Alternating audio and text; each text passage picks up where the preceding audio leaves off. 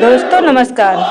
आज हम विघ्नहर्ता सिद्धि विनायक श्री गणेश जी महाराज की एक बहुत ही रहस्यमयी कथा लेकर आप सभी के समस्त उपस्थित हैं। तो दोस्तों बहुत ही ध्यान से सुने, बहुत ही ज्ञानवर्धक कथा। चलिए चलते हैं कहानी की तरफ। कैलाश पर्वत की तलहटी में एक दिव्य संध्या उतर रही थी। आकाश में हल्का स्वर्णमयी प्रकाश फैला हुआ था और देवताओं का लोक किसी अनजानी प्रतीक्षा में था। उसी समय माता पार्वती अपने भवन में बैठी कुछ विशेष मोदक बना रही थी। ये साधारण मोदक नहीं थे, बल्कि तप, प्रेम और रहस्य से भरे हुए दिव्य मोदक थे, जिनमें ब्रह्मांड की गूढ़ शक्तियां समाहित थीं। कहा जाता है कि इन मोदकों में केवल मिठास ही नहीं, बल्कि ज्ञान, विवेक और आत्मबोध का रहस्य छिपा होता है। जो भी इन्हें पूर्ण श्रद्धा और समझ के साथ ग्रहण करता है, उसे अपने जीवन के सबसे गहरे प्रश्नों के उत्तर मिल जाते हैं। माता पार्वती ने जब मोदक तैयार किए तो उन्हें एक दिव्य पात्र में रखकर ध्यान में लीन हो गईं। तभी भगवान शिव वहां आए और मुस्कुराते हुए बोले, प्रिय, आज इन मोदकों की सुगंध कुछ अलग ही है। इनमें कोई गहरा रहस्य छिपा प्रतीत होता है। पार्वती जी ने शांत स्वर में कहा, ये मोदक साधारण नहीं है।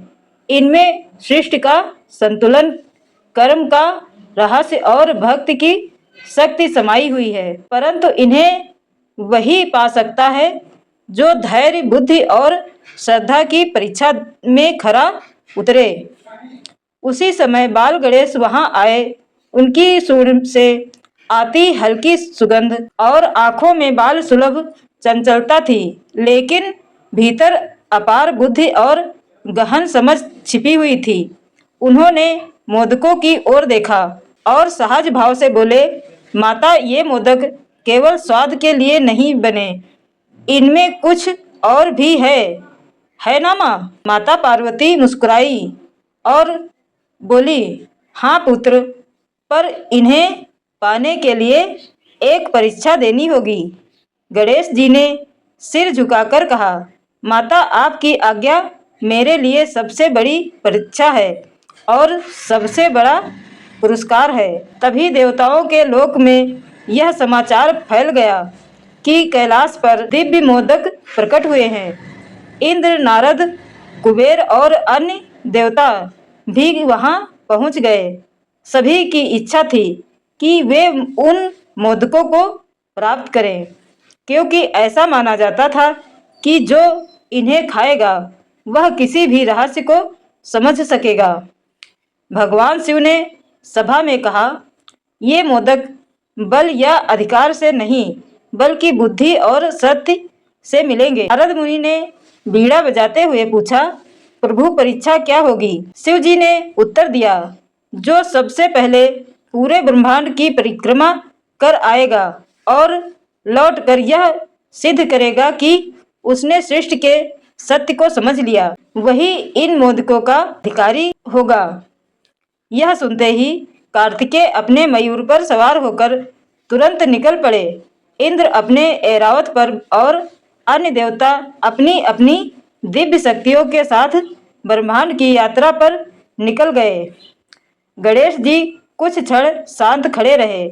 सबको लगा कि वे पीछे रह गए, पर उनके चेहरे पर विचलन नहीं था। उन्होंने माता पिता की ओर देखा, फिर धीरे से उनके चारों ओर 7 बार परिक्रमा की और शांत भाव से बैठ गए।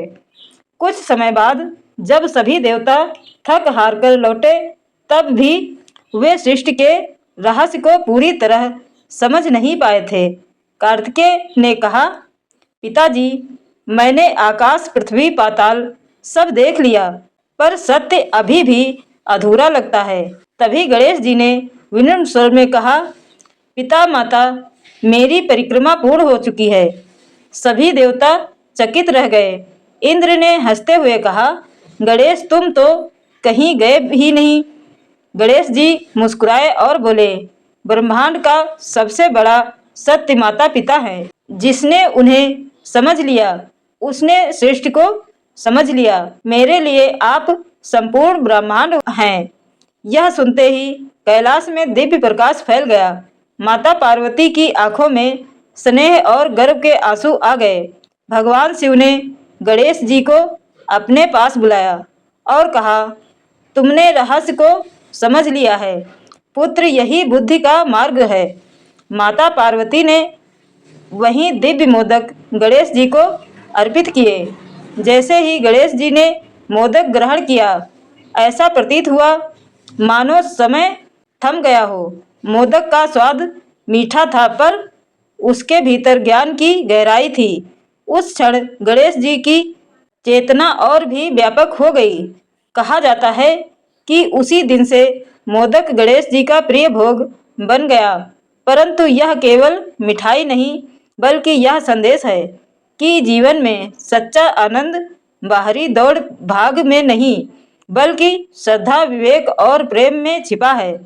यह कथा हमें सिखाती है कि रहस्य और सिद्ध हमेशा दूर खोजने से नहीं मिलते।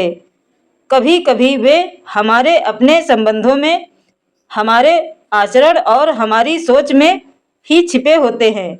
गणेश जी का मोदक यही रहस्य बताता है कि जो भीतर की मिठास को पहचान ले, वही सच्चा बुद्धिमान है। इसलिए जब भी गणेश चतुर्थी पर मोदक चढ़ाए जाते हैं, तो वह केवल परंपरा नहीं, बल्कि उस दिव्य रहस्य की स्मृति होती है जो हमें जीवन का सच्चा मार्ग दिखाती है।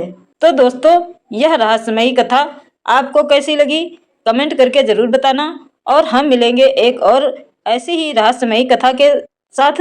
तब तक के लिए नमस्कार, धन्यवाद, जय श्री गणेश।